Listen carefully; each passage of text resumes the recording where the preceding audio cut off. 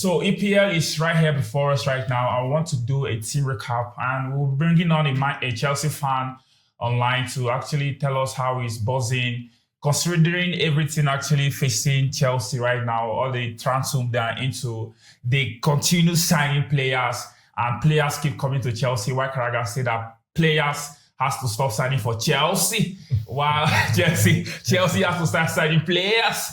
So let's go on a Chelsea fan to see how they're actually feeling about this situation and how they're feeling going into the game and how their season is going to tell on them with the recent signings. Continue signing every 4 hours. Let's see how Chelsea fans are actually feeling about this. So we'll bring our Chelsea fan online right now. Let's go. Yes, hello, Ragnar. How are you doing?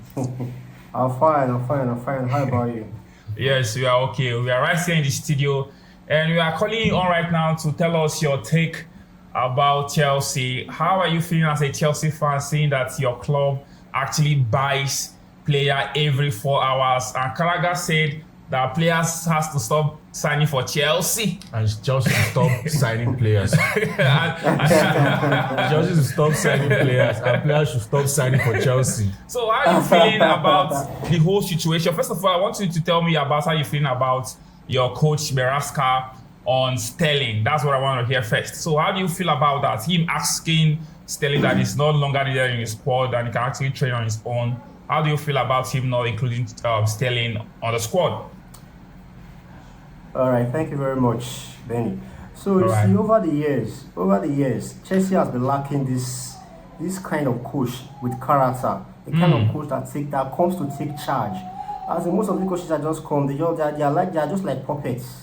You understand? This Enzo Maresca, as in, he has charisma. I like the way he's so confident, and I like the way he's not emotional about anybody. He knows what he wants. He just wants players that can work with him. You understand? And be that as it may, most Chelsea fans, I personally, I'm not a fan of Sterling. You understand? I'm not a fan of Sterling. So I've seen him over time in matches, the way he wastes chances, the way he's so selfish, the way he lacks this finishing touch. He lacks this. He can dribble from the midfield, but when he gets to the 18, he just loses idea. He's stuck. He doesn't have that finishing touch, you know. Yeah, he does not have the finishing touch. You understand? That final thought is the decision making is very, very bad. You understand? So this coach is even me personally, I'll be wondering all this Lampard, Graham Potter, are they not seeing what we're seeing? I don't understand. What is it that they see in this guy? That they keep playing him. You see him as in the Chelsea fan, they will be crying on Twitter, crying on social media. It's that I will not be wondering are they not seeing what's going on? In the next match, we still Sterling in the starting line. We still no. So I must tell you my feeling. I'm very happy about the decision. Okay, so I'm very happy about. You're actually happy about him. Ragnar, Sterling leave. Yes, Ragnar, sir. squad. Yes, sir. Ragnar, after telling Sterling, after Enzo told Sterling that he's no longer needed in the squad, they also strip him off his number while he was still in the club. Do you think that is fair? I will not say that. Okay, I can hear you.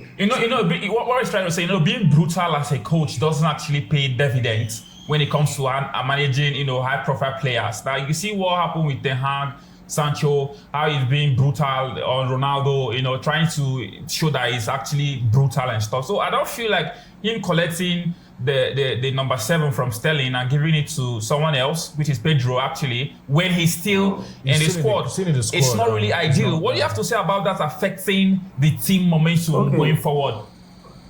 Okay, see what's going on. You as a coach, you come into a team, you know exactly what you want. Like this guy, he called Sterling, he spoke to him one-on-one that you are not in my plans. No hard feelings, you are not in my plan. So if you are not in my plan, why should you he's not even training with the team. The guy is training right now with about 22 players or 21 players. He's not even in the plan, he's not training with the coach. So why would you hold on to a number that you are not going to wear in the season? You've already been told you are free to go. So I don't see anything well, wrong with that. He's not gone yet. But okay, I feel He's like not- what Ragnar is, he's yeah, I going feel like to- he's I not feel like going what to Ragnar stay. is He's not saying going is to that stay. they have already talked mutually and have agreed that okay, you are leaving the club. So no need of trying to wait till you leave But before to you be give honest, the number I out. don't think Chelsea is the cause of you guys' problem in Chelsea right now. You mean Sterling? Yeah, I don't think Sterling is the Sterling. cause. You understand? Yeah. He's Asking, one of the reasons. He's one of the asking- reasons. It's not the major cause. It's Asking one of the Sterling reasons. It's to not- leave your club wouldn't solve any problem at Chelsea right now. It will To be solve. honest with you, It will solve. It you will understand? solve. Okay. It Don't will worry, solve. don't worry. Yes, I understand it because most times coaches do actually have players they want in their team, and probably they have actually watched Sterling, how Sterling do play, and to his own cognizance, he don't actually like Sterling's spell of start because when manager comes to his squad, they actually have their own players which can actually play honest, to them and play Yes. what they want. So I feel like he doesn't like Sterling No, play, to me, play style. Sterling is not really a bad player. I think the reason why they want Sterling to leave is because of the large wages that he receives. He's currently 350, right? He's currently on 350 and he's not an exceptional player. So I think that's the reason why Chelsea are trying to offload him. Okay. It's not that Sterling is not really a bad player. You see what he did in Man City. I think Sterling is the kind of player that if you use him well, give him the right instruction, you are going to see the best of Sterling. I think he has that work ethics, You right? have that work ethics, you understand? Last season that I watched some games that Sterling did well. Like he was actually one of your best attacker, if I must say, last season. You understand? yeah. So it's not really the cause of your problem. All right, no problem. So let's move forward. So right now we're actually hearing rumors, and it's actually widening behind the wings that Osihmen is actually knocking at Chelsea while Lukaku is looking the other way to Napoli. So if that deal should put through, how happy will you be? And do you think that that's what the deal you need to actually make your season outstanding? What do you think about Osihmen coming to Chelsea? See, if that D push through, hey, I'll be the happiest person. I'll be the happiest Chelsea fan. You don't understand. Like we suffered last season. We suffered a lot. See, there were some key chances that Jackson was missing. Yeah. Like if you had a top striker, if you had a top, if you at the end of the league, you saw our position on the table. We are very close to the Europa League. Yeah. You understand? So if we had a finisher, like a top finisher, world class striker, then I'm telling you, like we would have been dragging for top 4. Because Chelsea created a lot of chances. Chelsea was among the top teams. That created more chances in the league. Yes, of course. Yeah. You people did. Yeah, they created more chances last season. So that tells you a lot about our striker, what we were missing last season. So if we're able to bring Osihmen in, I think that would be a very big plus to Chelsea. All right, so let's hope that they put through because they are trying to intertwine the deal with Lukaku since Lukaku is actually a Chelsea player. Napoli wants Lukaku, whereas Chelsea wants Osihmen. So let's see how that deal put through, and I hope it's not going to be a loan deal because before now we actually know that Chelsea actually wants Osihmen on loan and try to make Napoli to share the salary wages with them. But Napoli said no, they actually want to sell outrightly. So let's see how that deal progress and let's see if joy will recover back to Chelsea fan face one more time. So right now, I want to ask you what you think about the lack of creativity that you guys have in your midfield. But actually, they have some young talent players like the likes of Enzo, Lavia. They have Enzo, Lavia, and Caicedo. Caicedo, yeah. All of them are defensive midfielder. Like they are all holding midfielders. They are not creative. Yeah. So I think why the question should be why is Enzo Maresca? Yes. You answer. Hold on. Why will Enzo Maresca actually try to play Enzo as an attacking midfielder when he's naturally a defensive midfielder? That's what I want to comment on right now. So I think the coach is a bit. I don't know. He's making a kind of a little mistake. Playing the three of them, you cannot play three defensive midfielder. Just because they are expensive, you cannot play the three of them. You just choose one, just choose two of them, then put one on the bench. I think Kopama is if you want to see the best of Kopama, you play him in the number 10 position. Yes, I feel like they should convert him. Since you have the likes of Pedro, you have the likes of Lukaku, you have the likes of Joao Felix. I feel like they should actually convert Kopama into that attacking midfield so they can actually see the creativity and those incisive passes he actually be doing. Because if you field Lavia, Enzo, and Caicedo into the midfield, it's actually a whole lot of roadblocks, defensive-minded players. You are feeding all of them. But let's say in some games, it's ideal to let's say Man City, you're playing against Man City, Liverpool, Arsenal. It's ideal to feel such midfielders so that you feel compact and you won't allow to throw in those goals, But in some games which you want to win, I just feel like he should start playing Palmer into that attacking midfield and try to relieve Enzo from playing that attacking midfield when he have the likes of Joao Felix and Pedro added to his squad. Yeah, and because you can't just be defending for 90 minutes. You need that creativity, Yeah. Going forward, Enzo is not good at all. No, it's not. Going forward. Yeah, I accept it. I agree with that. I think you guys need to work on your midfield rather than getting an attacking player always. Okay, so in recap, you people are having this game coming up this week right now, and how confident are you going into this game? Because it has to be a must-win. Because some Chelsea fans owe it to the fact that they play the likes of City in the opening. What do you expect when the players has not really gelled well, as you said, because we had you in our last podcast, you said the players have not really gelled well and they are just coming from preseason. You have this lackster here and there. So right now, you people are playing on Saturday. How confident are you going into this game to clinch that victory and bask into that euphoria of having 3 points? You see, that fixture, Chelsea and Wolves, that's always been a very tough one for Chelsea. You understand? For the last 3 times that we've played Wolves, we've never beaten them. In fact, they beat us all 3 times. They beat us twice in their home. Then they beat us 4-2 the last time they played Chelsea. They beat us 4-2 at Stamford Bridge. So it's going to be a very, very difficult match. Being that Wolves, they lost their first game.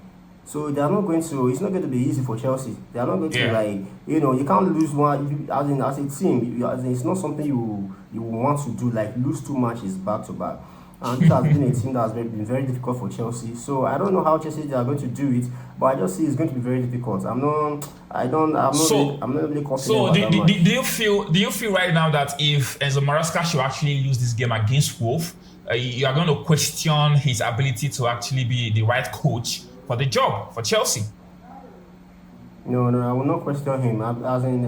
Because I watch these matches. I can see some excerpts. I can see some sparks. As in, I'm seeing. But when you can't win the likes of Wolves, what do you stand to gain going into the season? If you can't win the likes of Wolves, I want to say something, and it's with the kind of squad you have. You understand? I want to say something, and it's the truth. You see, they should start giving managers a lot of time, because in football now, time matters a lot. You understand? They need to start giving manager. You can't just judge a manager by just let me say 1 season. He's just starting. You understand? I think this is his first big job as a professional football manager. Okay. You understand? Yes. Chelsea is a very big club, so taking that job comes with a lot of pressure. You get? So I think they should give him, let me say, a 3 years chance. We get. But you know what? You know what I'm supposed to say? Right now, I feel like it's calmer. Do you know why? Because most times, far back 2009 going back, most Chelsea fans actually bask into this euphoria of them sacking their coach when he's not delivering. They meant to say that when you come in, you are sure to deliver a cup. So if they're having like 3 managers that are sure of 3 cups, so right now it's now attacking them. It's coming back to them to hurt them. They have a new owner now. Yes, you understand. So I think the whole philosophy has to change about Chelsea. Okay, but that's the same philosophy that I've been with before. They need to change it because it's no longer working. It's no longer working now.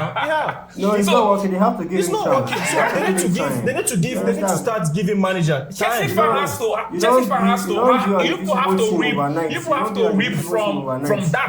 People have to reap from what you've done before. Because before now, he has been working for you. You sign a manager, he delivers. If you don't deliver, you sack him. He has been working for Chelsea. So right now, I don't feel sorry for any Chelsea fan. You people have to take it as it comes. Take it as it comes. Because they're working for them before now. So I can't even pity or sorry for any Chelsea fans saying that they don't give manager chances, because that's your ideology and philosophy before now. Going forward, you sack coach when you don't deliver a coming cup. back, they're actually getting the own test of their medicine. Of course, and I'm so happy. I think you people need to change that philosophy of sacking a manager in the first, In the first season. When they sacked Graham Potter, they sacked him in that first season.